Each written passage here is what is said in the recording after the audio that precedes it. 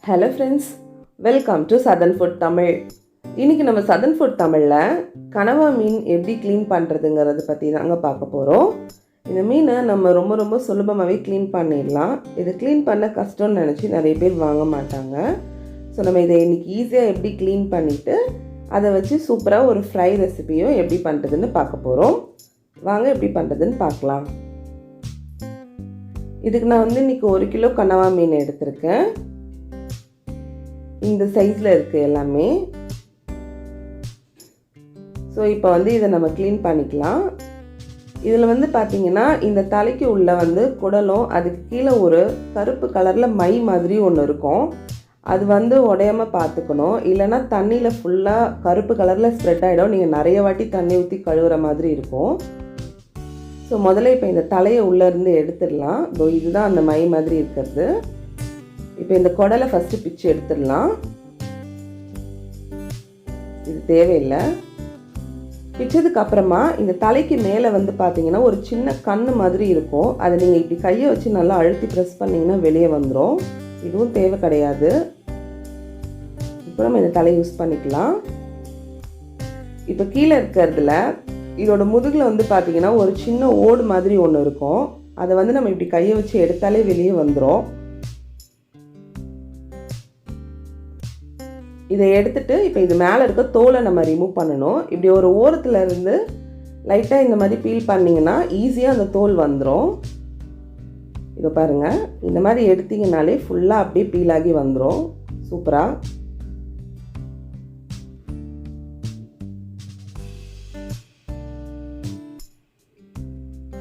இந்த மாதிரி ஏதாவது தோல் இந்த மாதிரி ஒட்டிட்டு இருந்ததுன்னா அதையும் கையை வச்சு இந்த மாதிரி எடுத்தீங்கனாலே ஈஸியாக ரிமூவ் ஆகிடும்.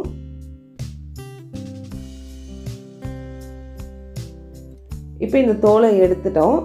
இப்போ பாருங்கள், இன்னொரு மீனும் க்ளீன் பண்ணி காட்டுறேன். ஃபஸ்ட்டு இந்த தலையை இந்த மாதிரி வெளியே புல் பண்ணி எடுத்துட்டு குடலை பிச்சுட்டு மேலே இருக்க அந்த கண்ணு மாதிரி இருக்க பகுதியும் ப்ரெஸ் பண்ணி எடுத்துடலாம்.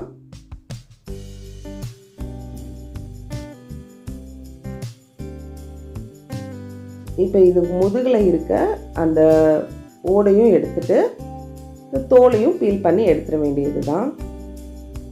இந்த மாதிரி ஒரு ஓரத்துல இருந்து எடுத்தீங்கன்னா ஈஸியாக வந்துடும்.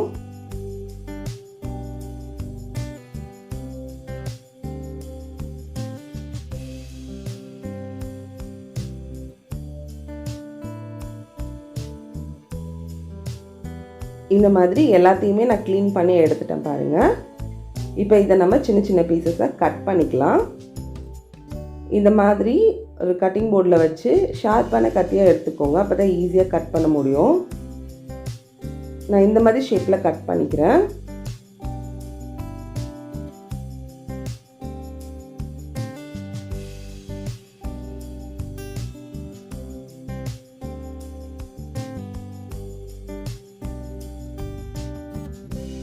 இந்த மாதிரி ஷேப்பில் கட் பண்ணி எடுத்துக்கோங்க. இப்போ எல்லா கனவா மீனையும் இந்த மாதிரி கட் பண்ணி எடுத்தாச்சு.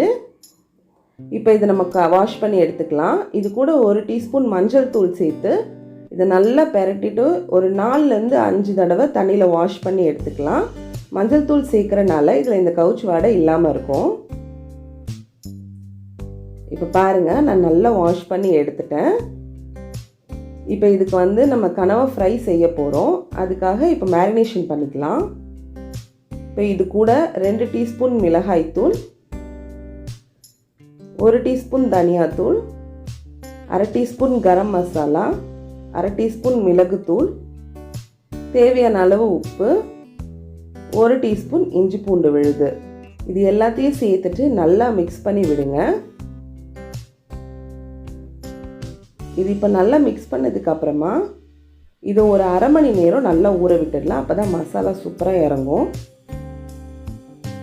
இப்போ 1/2 அன் ஹவர் ஆயிடுச்சு. ஃப்ரை பண்ணுறதுக்காக ஒரு கடாயில் 4 டேபிள் ஸ்பூன் எண்ணெய் சேர்த்துக்கிறேன். ஷாலோ ஃப்ரை தான் பண்ண போகிறோம். எண்ணெய் சூடானதும் மேரினேட் பண்ணி வச்சுருக்க கனவா மீனை உள்ளே சேர்த்துடலாம். நான் இன்றைக்கி 2 பேட்சஸாக பொரிச்சு எடுத்துக்க போகிறேன். சேர்த்துட்டு இந்த மாதிரி நல்லா ஒரு வாட்டி மிக்ஸ் பண்ணி ஸ்ப்ரெட் பண்ணி விட்டுருங்க. இது பார்த்தீங்கன்னா ஒரு 15 நிமிஷம் தான் ஆகும் மீடியம் ஃப்ளேமில் வச்சோன்னா. பாருங்கள், இப்போ ஒரு 5 நிமிஷம் ஆயிருக்கு.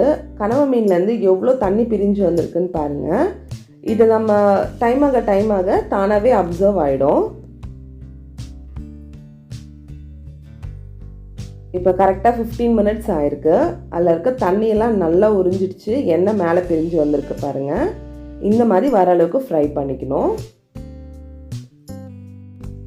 இப்போ நல்லா ஃப்ரை ஆகிடுச்சு. ஃப்ளேமை ஆஃப் பண்ணிட வேண்டியது தான், மிக்ஸ் பண்ணி விட்டுட்டு. அவ்வளோதான் ஃப்ரெண்ட்ஸ், கனவா மீன் வறுவல் சூப்பராக ரெடி ஆகிடுச்சு. பாருங்கள் எவ்வளோ கலர்ஃபுல்லாக இருக்குன்னு. இது ஒயிட் ரைஸ்க்கெலாம் வச்சு சாப்பிடும்போது சூப்பரான காம்பினேஷனாக இருக்கும்.